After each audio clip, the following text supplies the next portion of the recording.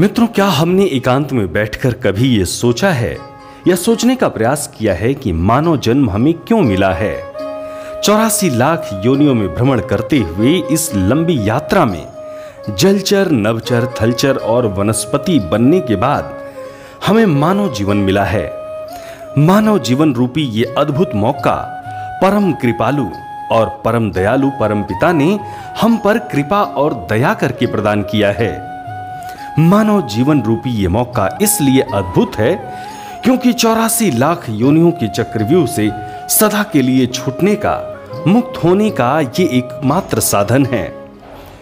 पर क्या हमारा प्रयास इस उद्देश्य पूर्ति हेतु हो रहा है या हम व्यर्थ की दुनियादारी में ही उलझे पड़े हैं? हमें समझना होगा कि श्रेष्ठतम मार्ग ये है कि दुनियादारी में कम उलझते हुए मानव जीवन के उद्देश्यों की पूर्ति के लिए प्रयास किया जाए। दुनियादारी में कम उलझने का अर्थ है कि सबसे समभाव, सामंजस्य रखते हुए जहां जरूरत ना हो वहां व्यर्थ के पचड़े में नहीं पड़ना, जहां जरूरत हो वहां बहुत संक्षिप्त दुनियादारी रखना। मित्रों, मानव जीवन के उद्देश्य की पूर्ति हेतु सर्वोत्तम साधन है प्रभु भक्ति।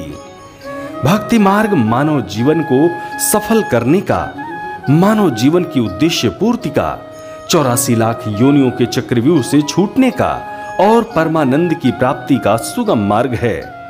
परमानंद सांसारिक सुख से बहुत ही ऊंचा आनंद और उससे भी बहुत अधिक ऊंचा परमानंद है, जो भक्ति मार्ग से पाने का श्रेष्ठतम मार्ग है।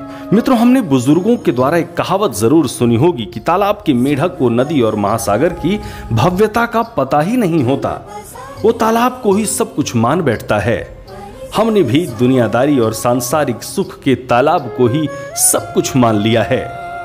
इसलिए हमें दुनियादारी करते हुए, सांसारिक सुख भोगते हुए तालाब के मेढक बनकर नहीं रहना चाहिए, अपितु हमें भक्ति मार्ग द्वारा आनंद और परमानंद की सुखद अनुभूति प्राप्त करने के लिए प्रयासरत होना चाहिए। मानव जीवन के उद्देश्य पूर्ति का भी यही सरल और सुगम मार्ग है। ओम हरिओम तत्सत। सब्सक्राइब करें टोटल भक्ति को। अब हमारे वीडियोस को सबसे पहले देखने के लिए बेल आइकन को दबाना ना भूलें।